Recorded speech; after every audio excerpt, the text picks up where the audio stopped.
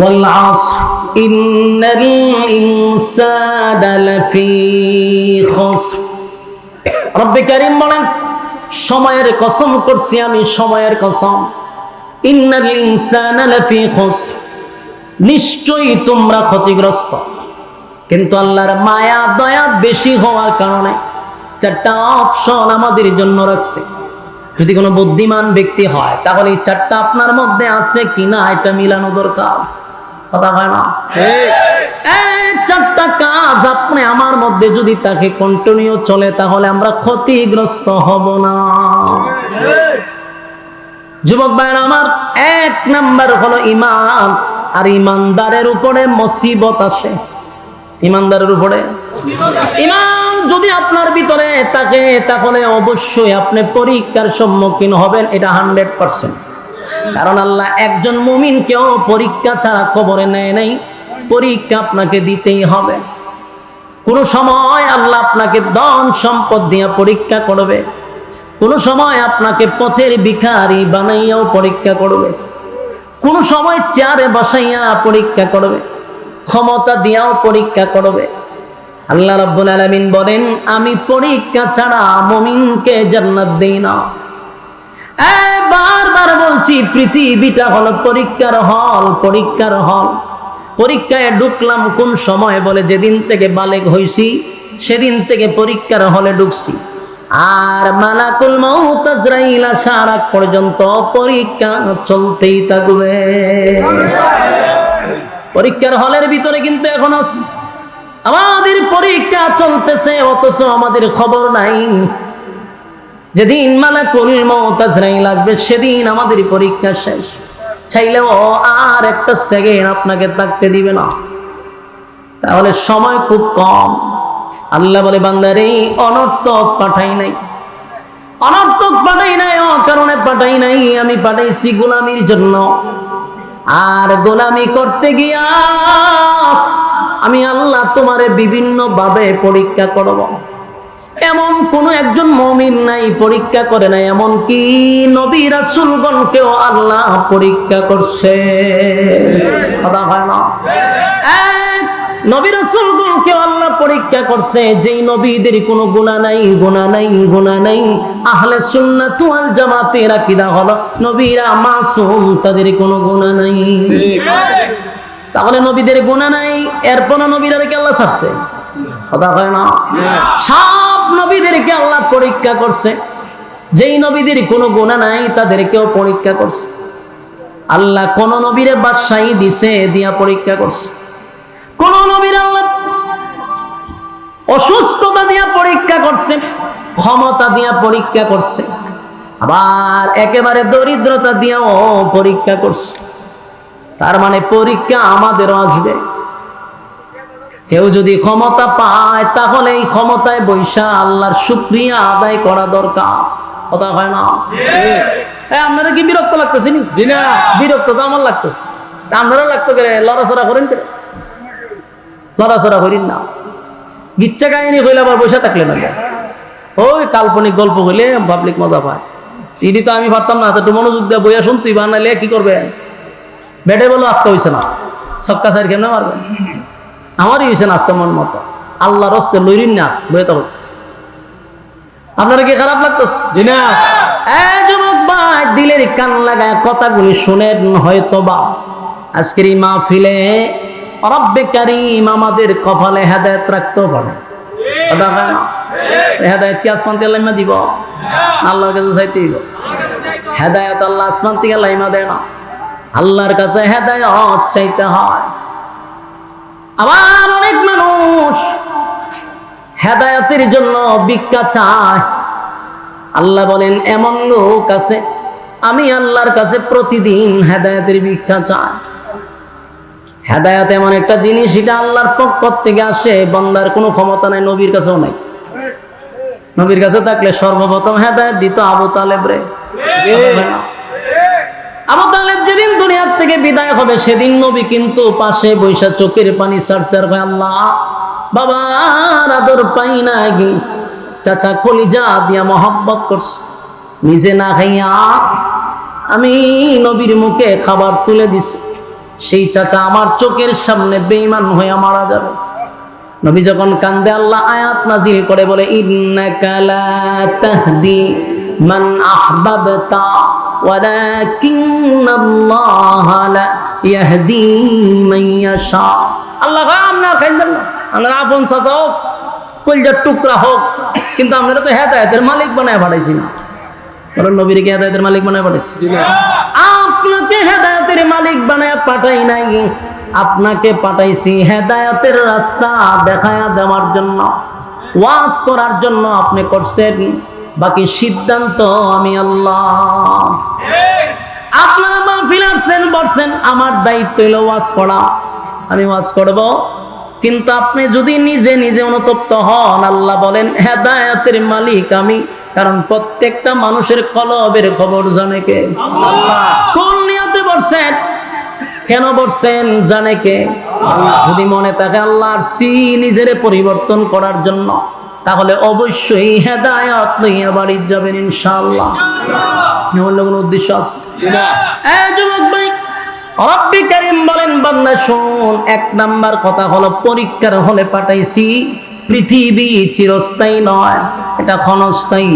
এই পৃথিবী আমি একদিন ধ্বংস করে দিব, কিছুই রাখবো না।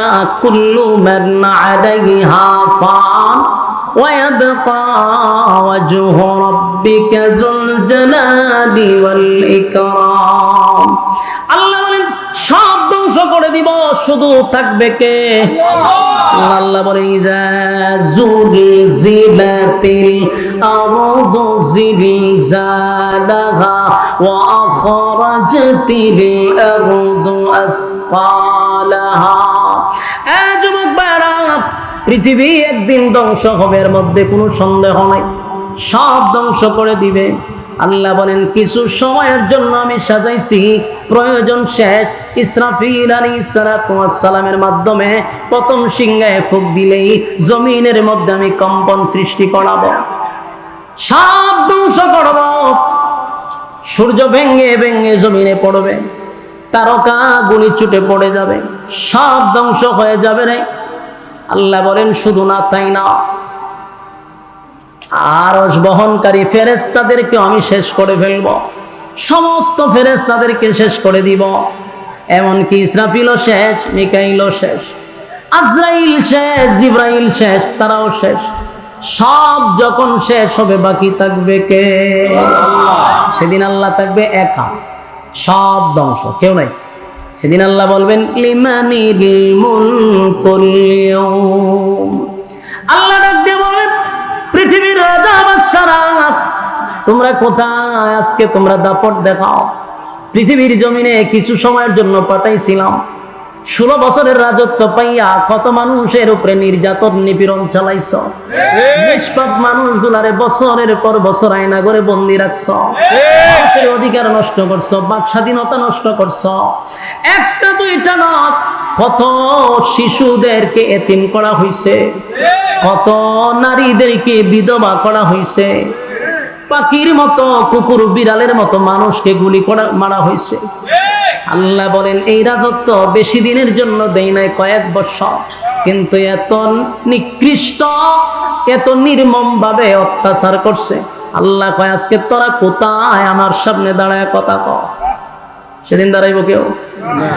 ফেরাউন থেকে লইয়া যত জালেম ছিল, যত জালেম, পৃথিবীর সব জালেমদের উপরে আল্লাহর অভিশাপ। বলুন কি? এমনে না, 4টা কসম করে বলছে অভিশাপ। একবার দুইবার না, 4টা কসম করছে।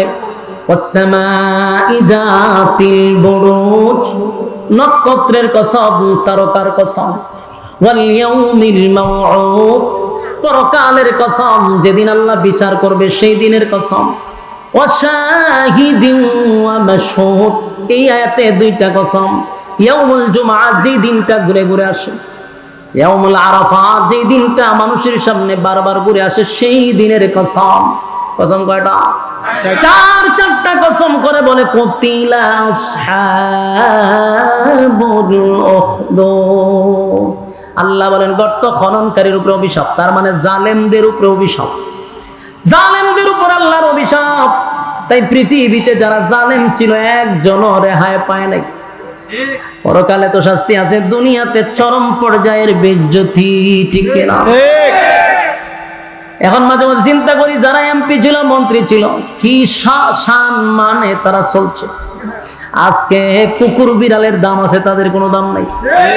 কথা ঠিক? কুকুর বিড়ালের দাম আছে, তাদের 1 পয়সার কোনো দাম নাই। দেশ ছাইরা পালানোর জন্য কত গর্তে গিয়ে এখন ঘুমায়। তাহলে এই দিন নয়, আরো দিন আছে। দিন পাইয়া তুমি ভুলে গেলে চলবে না যে আমার আরো দিন রয়ে গেছে। ইজ্জতের মালিক কে? আল্লাহ। বেইজ্জতের মালিক কে? আল্লাহ। আল্লাহ বলেন, ইজ্জত আমি দেই দিয়া তোর চেয়ারে বসাইছি, ক্ষমতা পাইয়া তুই অপব্যবহার করছ। যাই না আগ জুতা কিন্তু তোর মাথার উপরে রাখছি। নমরুদ্দারে জুতা দিয়া যে এইভাবে বাইরেছি, প্রত্যেকটা জালেমকে জুতার বাড়ি, ঠিক কিনা? এখন এখান থেকে শিকার দরকার আছে না? কথা হয় না? নমরুদ তারা যা শিক্ষা গ্রহণ করে নাই, তারাও পরবর্তীতে জুতার বাড়ি খাইছে।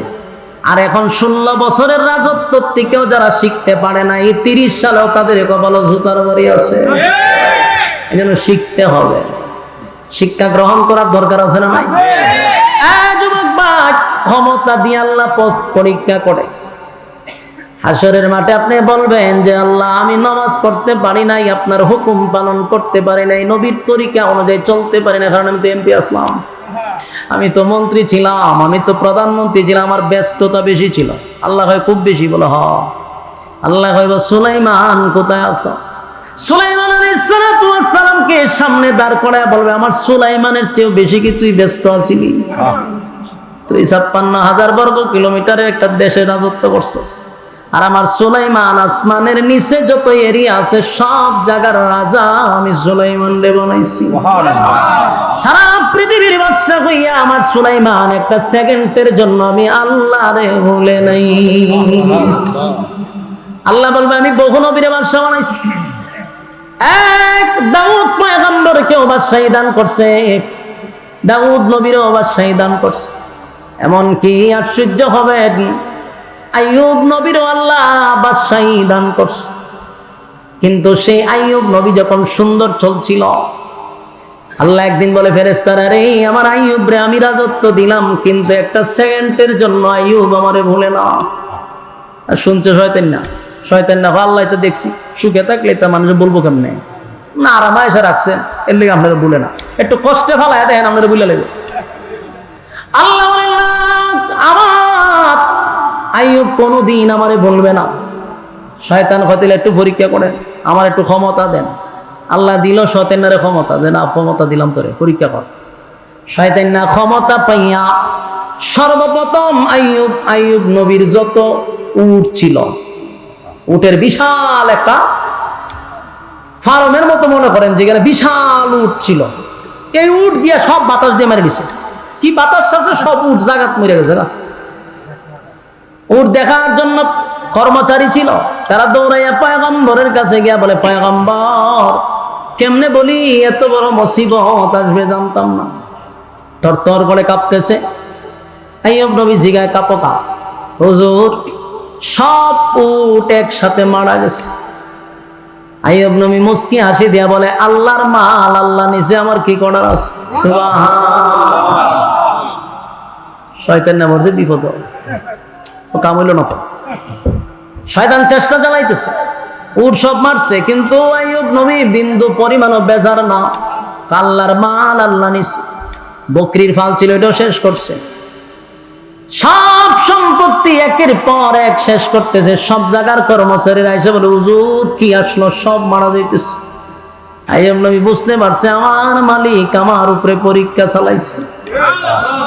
আইয়ুব নবী বলে, মালিক আমারে দিছে, মালিক নিছে, আমার মাঝখানে কোনো অভিযোগ নাই, কোনো অভিযোগ নাই। শয়তান হয় কোনো মতি ভাবলাম না, মাল সব শেষ করলাম। এবার কৃষকের কৃষিক্ষেতে গিয়া চালাইছে শয়তানি, সব কৃষিক্ষেত ধ্বংস করছে। সমস্ত কৃষকরা বাদশার কাছে, হুজুর আমরা খামু কেমনে, জলমু কেমনে, হয়েছে নাকি? সব কৃষিক্ষেত সমস্ত ফসল একসাথে শেষ। আইয়ুব নবী বলে, চিন্তার কোনো কারণ নাই, স্টকে মাল আছে, আরো 3 বছর আমরা সেখান থেকে খাইতে পারবো। সুবহানাল্লাহ। এটাও শয়তানে শুনছে, শয়তানে আরো খাওয়াইতেছি। গিয়া স্টকে যত গোডাউন আছে আগুন লাগাই দিছে, আগুন লাগায় সমস্ত রিজার্ভ সব ধ্বংস করে দিছে। তখন তো সবাই চিল্লাচিল্লি শুরু হচ্ছে, রিজার্ভও শেষ। আইয়ুব নবী কয় পরীক্ষা চলতেছে আমার, তারপরে মালিকের উপরে কোনো অভিযোগ নাই। এরপরে মুস্কি আসি দেয়, সুবহানাল্লাহ। শয়তান না হয় লক্ষণ খারাপ, এটা হইতেছে না, কি করা যায়? তখন তো মালের উপরে নিচ্ছে, জানের উপরে নিতেই। আইয়ুব নবীর 14টা ছেলে ছিল, বউ ছিল 3 জন। কথা কই না দিই, 14টা ছেলে, বউ 14টা ছেলে এক জায়গায় বসে পড়তেছে। শয়তান একটা ওয়ালে ধাক্কা দিয়া এই 14 জনের জায়গাত মেরে লিছে। কি বুঝেন? আমার একটা ছেলে 2টা ছেলে যদি একসাথেই মারা যায় কেমন কষ্ট লাগবে? বাবা হিসাবে সহ্য করা যায়? আইয়ুব নবীর কাছে খবর আসছে, পয়গম্বর 7টা ছেলে একসাথে মারা গেছে। আইয়ুব নবী বুঝতে পারছে আমার মালিক আমার উপরে পরীক্ষা চালাইছে। আইয়ুব নবী বলে, এটা আল্লাহর মাল, আল্লাহ দিছে, আল্লাহ নিছে, মাঝখানে আমার কোনো অভিযোগ নেই। পরীক্ষা আমরা ধৈর্য ধরতে পারবো? আমরা যদি একে একে 2-3টা ক্ষতি হয় তাহলে আমরা কি কই? আল্লাহ খালি আমারই দেখে, খালি আমারই চিনে। ঠিক নেই? কিরকম আমি শুনছি, আমার সামনে কইছে মুরব্বী একজন। আমি বলছি, চাচা কেমন আছেন? খুব বেশি ভালো না। কে রে? কয়াগল টাটা আমার উপরে পড়ে। তো বুড়ো একটা মরে আছে, টাটা করে গড় একটা মরে গেছে, খালি আমারই দেখে। আমাদের ভিত্তি কিন্তু এটা আসে, কিন্তু পয়গম্বরের সব শেষ হয়ে যাচ্ছে। উনি বলেন, আল্লাহর দেওয়া মাল আল্লাহ নিছে, মাঝখানে আমার কি অভিযোগ? সুবহানাল্লাহ। আল্লাহর দেওয়া মাল আল্লাহ নিছে, আমার কোনো অভিযোগ নাই। 14টা সন্তান মারা গেল, আইয়ুব নবী বিন্দু পরিমাণ কোনো অভিযোগ নাই। শয়তান কয়, এখন কি করি? জানের উপর দিয়ে নিলাম, মালের উপর দিয়ে নিলাম, কোনোভাবেই আইয়ুব নবীরে কাবু করা সম্ভব হয় না। কারণ শয়তান চ্যালেঞ্জ করছে কার সাথে? আল্লাহর সাথে। এবার আইয়ুব আলাইহিস সালাতু ওয়াস সালাম বারবার আল্লাহর উপরে সন্তুষ্ট, মুস্কি হাসি দেয়া হয়, আমার মালিক আমারে পরীক্ষায় ফলাইছে রে। কান্না রোল পড়ে গেছে সারা রাজ্যে, কিন্তু আইয়ুব নবীর বিন্দু পরিমাণ কোনো অভিযোগ নাই।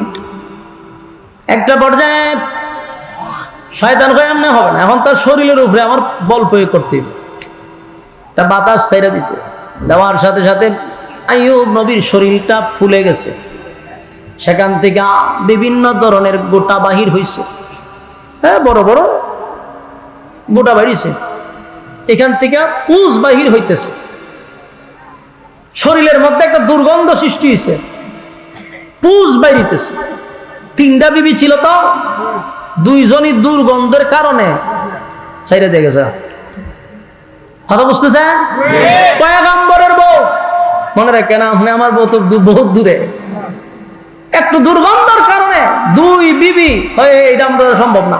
গেছে গা, বাকি রিজেক্ট হয়ে যাওয়া। এই জন্য আপনাদেরকেও বলি, ভালোবাসা কতদিন? যতদিন আপনি কামাই করে খাওয়াইবেন, ততদিন শরীর ভালো। খাওয়াটা ভাঙ্গে 1 মাস করে দেন বিছনা, বউ হবে তোমার চেহারা দিকে থাকতাম।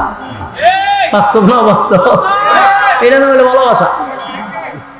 যতদিন আপনার কামাই আছে, রোজগার আছে, আপনার ভাই আপনার জন্য ভালো, বাবা ভালো, মা ভালো, বোন ভালো, আত্মীয় স্বজন ভালো, দিবেন বালা, দিবেন না, তখন দেখবেন সব শত্রু এ বইছে। এরা একটাই কষ্ট, দে না কেরে খামাই করবো বেটা বিদেশ, আর তোমারে দিতে বইছে, দে না বেটা ভালো না। দুনিয়ার ভালোবাসা তো এরকমই, কথা কয় না? বউ কিন্তু আছে এরকম স্বার্থপর হইলে পড়ে, কামাই রোজগার নাই, তখন অন্যদিকে জানলা খুলে রাখে, উড়াল দেওয়ার জন্য। আইয়ুব নবীর 2টা বউ চলে গেছে, শেষে বাকি রয়েছে একজন। এই বউ সাধারণ কোনো বংশের না, এই জন্য আল্লাহ রাসূল বলেন, বিবাহ করার আগে বংশ দিককে বিয়া করা। কেন বলছে? এটারও কাহিনী আছে, শুনেন কেন বংশ দিককে বিয়া করবেন। যেই বউ আইয়ুব নবীর সাথে ছিল, এই বউর পরিচয় হলো ইউসুফ আলাইহিস সালাতু ওয়াস সালামের ছেলের ঘরের মেয়ে। কার মেয়ে চিন্তা করছে? ইউসুফ নবীর ছেলের ঘরে, মানে ইউসুফ নবীর নাতনি। কথা বুঝতেছেন? তাহলে বংশটা দেখছেন, নবী বংশ সেখান থেকে আসছে। এই জন্য শেষ পর্যন্ত আইয়ুব নবীর সাথে বিবি রহিমা ছিল। সুবহানাল্লাহ। সারা শরীর দিয়ে দুর্গন্ধ শুরু হয়ে গেছে, কিন্তু সব বিবিরা গেছে, বিবি রহিমা যায় না। আইয়ুব নবী বলে, রহিমা গো, প্রচন্ড দুর্গন্ধ, মানুষ আমার কাছে আসে না, তুমি যাও, তুমি নিজের মতো চলো, আমার সঙ্গে থাকার দরকার নাই।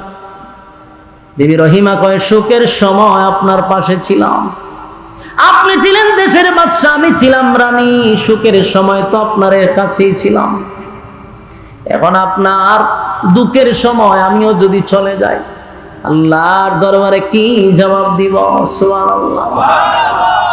আইয়ুব নবী যখন দুর্গন্ধ বেড়ে গেল, গ্রামের মানুষরা বলা বলি করতে লাগলো, আইয়ুব রে গ্রামে রাখতে দিব না। কথা বুঝতেছে? উনি দেশের কি ছিল? বাদশা ছিল। এখন গ্রামের মানুষ বাদশারে আর এলাকায় থাকতে দেয় না, দুর্গন্ধ। আর শয়তান কি করছে জানেন? সারা গ্রামে ছড়াইছে যে আইয়ুবের যে রোগ হইছে, এটা যদি বাতাস তোমরা শৈল লাগে তো তোমরা রইব। এই কথা কইয়া গ্রামের মানুষটা দিছে খেপাইয়া। গ্রামের মানুষ রাত্রে এসে গায়ে, রহিমা তোমার স্বামীকে নিয়ে তুমি গ্রাম থেকে বাহির হয়ে যাও, আর যদি তুমি না যাও তোমার স্বামীরে জিন্দা খবর দিয়ে দিব। নাউজুবিল্লাহ। এখানেই শেষ না, রহিমারে কয় তোমার সঙ্গে খারাপ আচরণ করতে বাধ্য হব। নাউজুবিল্লাহ। অনিয়ম পরিস্থিতি শুনলে মহিলা মানুষ, স্বামী তো অসুস্থ, বিশ্বাস করে রয়েছে, শরীর পছন্দ হচ্ছে, দুর্গন্ধ, মহিলা মানুষ যত অসুস্থ হোক, একটা পুরুষ রুখলে কাঁদে লো, এটা কি সাধারণ কথা? গ্রামের মানুষ কেউ আইয়ুব নবীর পাশে আসে না, গ্রামেও থাকতে দেয় না, কিন্তু মহিলা রহিমা কোনোভাবেই স্বামীরে নিয়ে যাইব ওই সুযোগ নেই। কিন্তু গ্রামের মানুষ এমন হুমকি দিছে, এখন গ্রাম ছাড়তে দিব। রাত্রের বেলা স্বামীর একটা চাদরে জড়াইয়া দুইরা কাঁধে নিছে, কিন্তু উনি ছিল রানী। রানী কি শান শৌকতে থাকছে, হ্যাঁ, এই রানী এখন স্বামীরে কাঁধে নিছে, নিয়ে আস্তে আস্তে একটু একটু কইরা আগাইতেছে সামনে। এই গ্রাম ছাইরা আরেক গ্রামে গেছে, সেখানে মানুষ থাকতে দেয় নাই। শেষে আইয়ুব নবীরে লইয়া জঙ্গলে চলে গেছে, জঙ্গলে যেখানে মানুষ বসবাস করে না, সেখানে গিয়ে রাত্রি যাপন করতে লাগলো। কিন্তু পেটে তো খিদা লাগে, কথা বল না দি, উপর দিয়া রোগ, কিন্তু পেটে খিদা আসেনি, পেটে প্রচন্ড খিদা। এখন রহিমার কাছে যা ছিল এটা তো ৭ দিন চলছে, এখন টেয়া পাইব কো, খাওয়াইব কি? রানী ছিল। শেষে স্বামীর খেদমতের জন্য, স্বামীর পেটের খিদা নিবারণ করার জন্য মানুষের বাড়ি বাড়ি গেছে কাজ করার লেগা। বাদশার বউ ছিল, বাদশার বউ। এলাকার মা বোন যদি ওয়াজ গুলা শুনতেছেন, তাহলে কিছু শিখার আছে আপনাদেরও। স্বামীর খালি সুখের সময় থাকবেন, দুঃখের সময় থাকবেন না। কথা বলেন, এরাই কথা বলেন, বেটেন দেখো, এরাই হওয়া না তো বেটেন দেখি তা হইতো। খালি কি সুখের সময় থাকতো আমার পাশে, দুঃখের সময় থাকতো? স্বামীর এক সময় ইনকাম আছে, আর এক সময় নাই, স্বামীর ছেড়ে দেওয়া যাব। বিবি রহিমার থেকে শিক্ষা গ্রহণ করো। সারা শরীর পছন্দ হচ্ছে, কিন্তু সবাই ছেড়ে দিল বাদশার বউ। আর রহিমা কিন্তু সাধারণ কোনো মহিলা ছিল না। কার মেয়ে? ইউসুফ নবীর ছেলের মেয়ে, মানে নাতনি। কেমন সুন্দর হইব! হ্যাঁ, সুন্দরের বর্ণনা শুনলে তো আপনারা আশ্চর্য যাবেন না। ইউসুফ নবীর আল্লাহ পৃথিবীর অর্ধেক সুন্দর দিয়া দিছিল। সেই নবীর ছেলের যদি মেয়ে হয় কেমন সুন্দর হবে! সুবহানাল্লাহ। এমন মহিলা হইয়াও স্বামীর খেদমত করার জন্য মানুষের দ্বারে দ্বারে গেছে কাজ করবার লাগে। কয়েকদিন মানুষের বাড়ি বাড়ি কাজ করছে, যা টাকা পাইছে তা দিয়ে খাবার সংগ্রহ করছে, এনা স্বামীর মুখে খাবার দিছে। কিন্তু শয়তান না আবার দেখছে, হয় সভ্য না, সেটা তো সমস্যা। শয়তানে গ্রামে গ্রামে গিয়া কয়, তোমরা বাড়ির যে একটা মহিলা কাজ করে জানো নি কেডা? বলে কে? কইলা ওই আইয়ুব নবীর বউ। আইয়ুব নবীর যে রূপ, সারাদিনই কেন তাকে, তোমরা তো সারা এলাকায় রূপ সরাইব দিছে নি ফেস লাগায় শয়তান না। এখন তো গ্রামে আর কাজও দেয় না। শয়তানের এই বক্তব্যের কারণে গ্রামের মানুষ আর রহিমারে কাজেই নেয় না। একটা দুইটা দিন নয়, 18 বছর এই রোগে আক্রান্ত। কত বছর? রহিমা 18টা বছর কাম কাজ কইরা কইরা খাওয়াইছে। একটা সময় আর মানুষ কাজে রাখে না। এবার রহিমা বলল, তোমাদের ঘরে কাজ করলে তোমাদের সমস্যা, আমি তোমাদের লাকড়ির ব্যবস্থা করে দিই। কুড়াল হাতে নিয়া লাকড়ি সংগ্রহ করতে লাগলো। সাধারণ কথা, একটা বাদশার বউ লাকড়ি ঘাটে কাঠুরিয়ার কাজ করে, সেটা দিয়ে অনেক দিন গেল। এরপরও শয়তানে আরো গিরিঙ্গি লাগাইছে। ওই মহিলা যে গ্রামে গ্রামে হাঁটে, অনেক মানুষের এই রোগে আক্রান্ত হয়েছে, হুদুদি হয়, ফেস লাগাই দিছে। এখন মানুষ তার যে লাকড়িও খাটায় না, এখন টেহাবে তো স্বামীরে খাওয়াইবো কেমনে? স্বামীরে খাওয়ানোর জন্য গ্রামে গ্রামে বললো, এখন আর কাজ দেয় না। হাইরে রহিমার মনের মধ্যে কষ্ট, আমার স্বামী পেটের খিদা সহ্য করতে পারবে না। এবার কোন দিকে কাজ নাই, একদিন চলে গেছে, খাবার নাই, পেটের খিদায় আইয়ুব নবী অস্থির হয়ে গেছে। কোথাও যখন কাজ পায় না, রহিমা মাথার চুল অর্ধেক কাইটা বিক্রি করছে। সুবহানাল্লাহ, বাড়ি গিয়া হয়ে সুবহানাল্লাহ বাড়ি কইতেন গিয়া ওই গেল কর দোকান নাই। কেমনে কইতেন? আপনার বউ তো চুল কাটতে আপনারা খাওয়াইছে, হ্যাঁ? কেমনে হয়তো সুবহানাল্লাহ তাই না? রহিমার মাথার চুল কাটছে শুধু স্বামীরে খাওয়াইবার লাগে, আর কোনো কাজ নাই। কিতা করতো? খাওয়ানি তো লাগবে। এত সৌন্দর্য একটা মহিলার চুল অর্ধেক কাইটা বিক্রি করছে, বিক্রি করে এটা নিয়ে আসে স্বামীরে খাওয়াইছে। কিন্তু শয়তান না বড় খারাপ, এইটাও সহ্য করতে পারছে না। এ মানুষের সুরত ধরছে, দইরা আইয়ুব নবীর কাছে গিয়া হোক, খানা দেখাও, শুয়ে শুয়ে তো খানা খাও, জানো নি খাওয়ান কেমনে? ও কেমনে? ও তোমার বউ চুরির ধরা খাইছে। নাউজুবিল্লাহ, কিটাকে বাড়ি গিয়া করবে? আচ্ছা, সব কি তারা গেছেন বাড়ি গিয়া করবে লাগিয়া? তো কইেন বাড়ি গিয়া কইেন, দরজা লাগাইয়া বউর লুই কইয়া।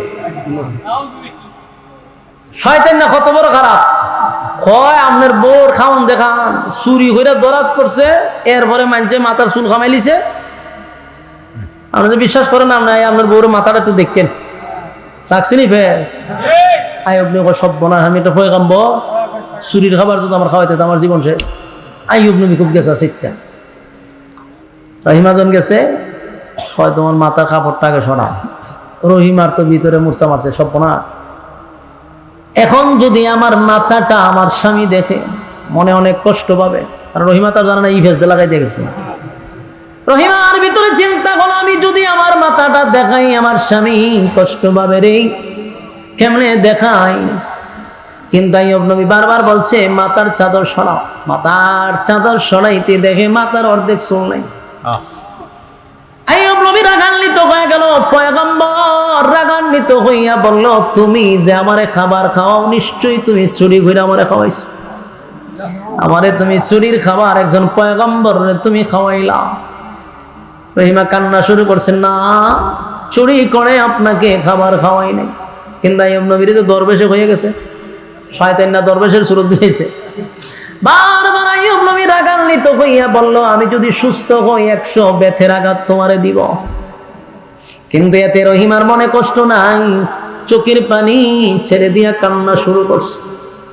আয় আল্লাহ, আপনি তো জানেন আমি চুরি করি নাই। আমার স্বামীর ভিতরে যে কষ্টটা ঢুকলো, আমি চুরি করে আমার স্বামীরে খাওয়াইছি। কানতে কানতে রহিমা অস্থির হয়ে গেছে। এর ভিতরে রহিমা সরে গেছে, জিবরাইল হাজির। সুবহানাল্লাহ।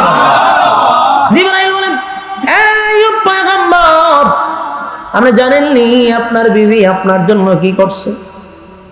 আপনার 3 বেলা খাবার জোগাড় করতে গিয়ে আপনার বিবি মানুষের বাড়ি বাড়ি কাজ করছে। একটা রানী হইয়া, দেশের বাদশার বউ হইয়া মানুষের বাড়ি বাড়ি গিয়া কাজ করছে। আপনার খাবার জোগাড় করতে গিয়া কাটুরিয়ার কাজ করছে গো পয়গম্বর। মানুষ যখন কাজ দেয় না, আপনার প্রচন্ড পেটের খিদা আপনার স্ত্রী বরদাস্ত করতে পারে না, তাই নিজের মাথার চুল গুলা কেটে বিক্রি করে আপনারে খাওয়াইছে, চুরি করে।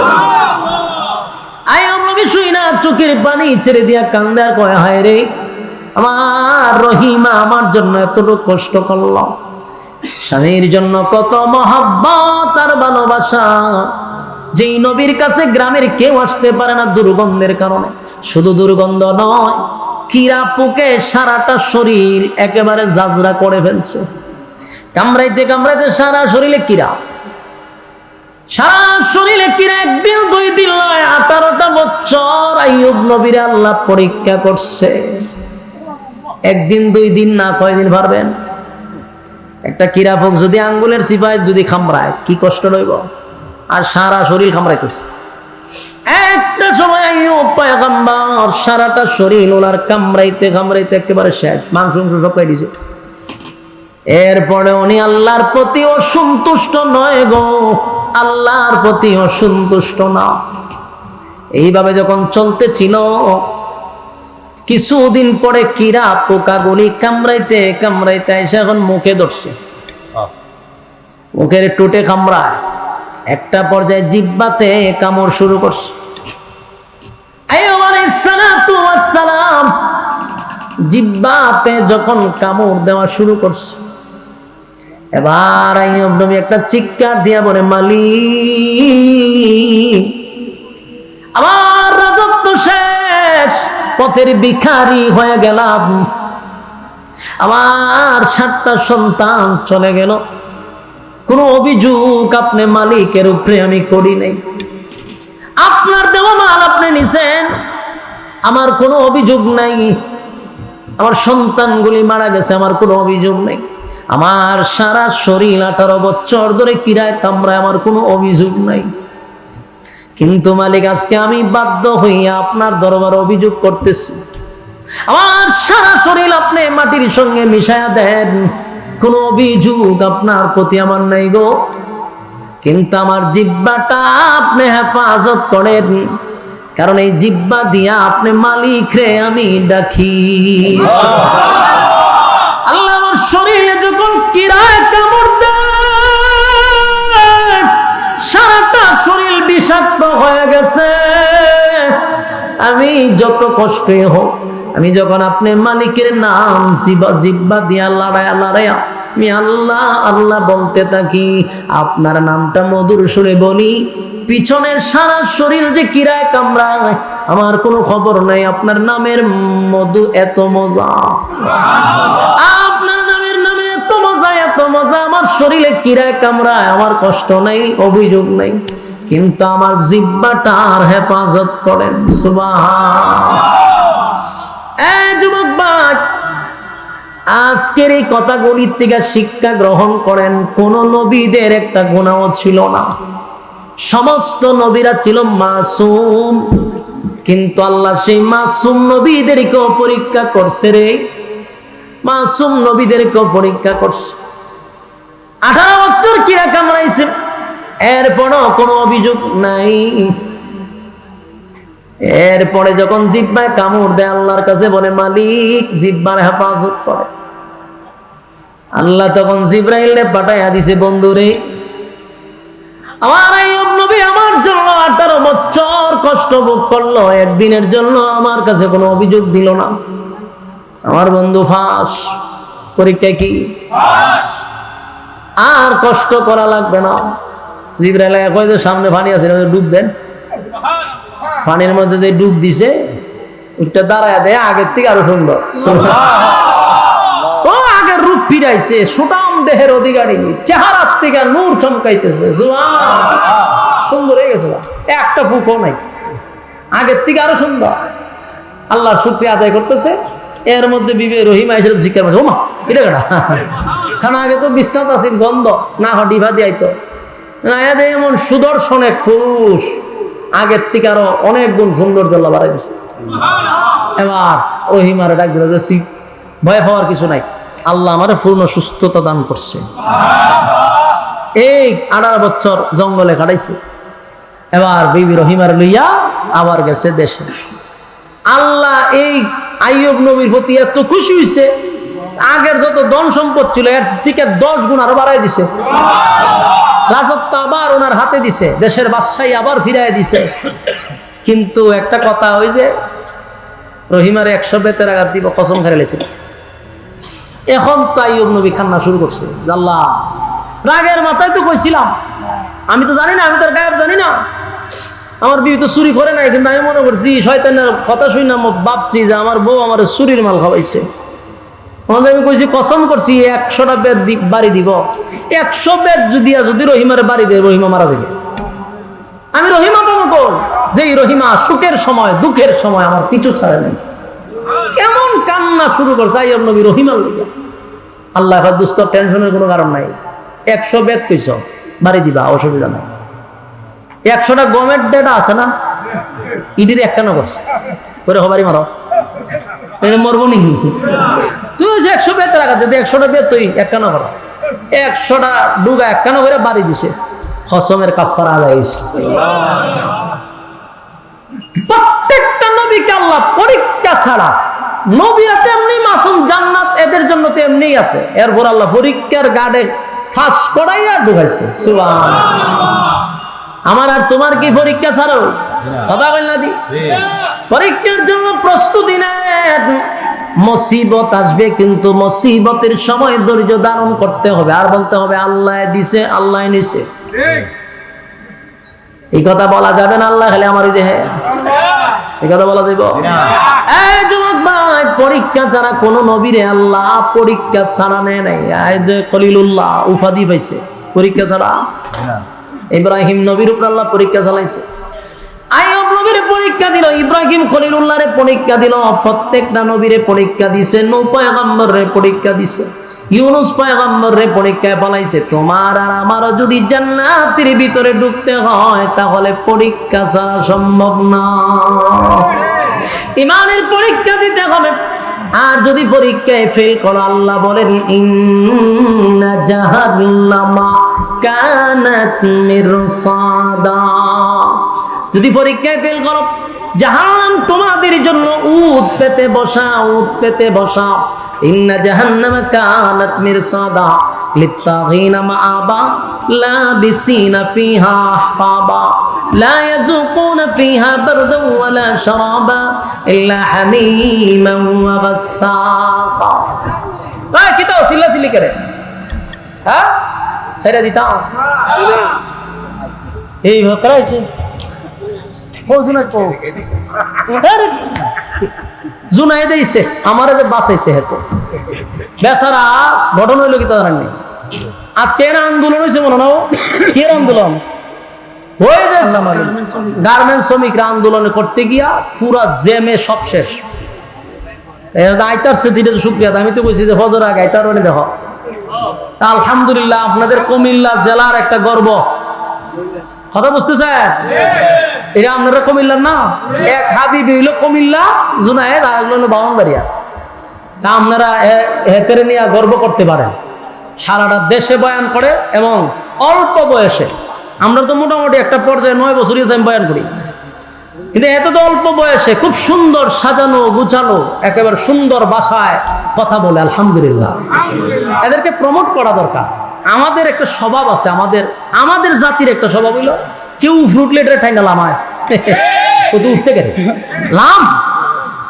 কিন্তু উচিত ছিল বড়রা ছোটদেরকে আঙ্গুলো দুইরা টুকরো উঠানো আমরা এমন কপাল খারাপ আমরা আগামীর কাছে উড়ুম তো দূরের হাতে দেখে লামানি যা আমি বয়স হয়েছে আমার তুই উঠতে গেলে এই যে আমাদের মধ্যে একটা সংকীর্ণতা এটা আমাদেরকে অনেক দূরে নিয়ে গেছে আমাদের মধ্যে উদারতা বাড়াইতে হবে এই জন্য মাঝে মাঝে আমি একটা কথা কই এর লেগে আমার অনেকে কয় আমরা এইখান দালালি কি জামাতের লোকদের কাছ থেকে আমাদের শিখার আছে আমি বলতে বাধ্য হই প্রায় সময় কেন বলি দেখেন এরা একটা ছোট্ট বক্তব্য হলে এটা কিভাবে এরা মূল্যায়ন করে এটা তুলতে অনেক উপরে তুলে কেন আমার জাতি ভাই তাদেরকে যতটুকু উপরে প্রমোট করবেন সমালোচনা করবেন ইনশাআল্লাহ জুনাইদ আল হাবিব আপনাদের কুমিল্লা খুব সুন্দর কথা বলে আল্লাহ তাআলা আমার এই ভাইয়ের হায়াতে আমলে বরকত দান করুক আমি জানি আপনারা এরপর লড়তেন না কারণ হেতের যে সুন্দর করে কথা কয় আমি এখনো ঠিক পারছি না এইভাবে এই জন্য জুনাইদের কথা শুনে মোনাজাত দিয়ে আপনারা যাবেন ইনশাআল্লাহ আল্লাহ তাআলা আপনাদেরকে মোনাজাত পর্যন্ত বসার তৌফিক দান করুক আমিন ধৈর্যের সাথে কথাগুলি শ্রবণ করেন আর ইনশাআল্লাহ আমাদের মধ্যে ঐক্য তৈরি করা দরকার আছে না নাই যে কোনো বানার হোক আমাদের এখন ঐক্যের সময় ফাটল সৃষ্টি করার সময় নয় ঠিক আছে ইনশাআল্লাহ বলনেওয়ালা শুননেওয়ালা উভয়কে সহি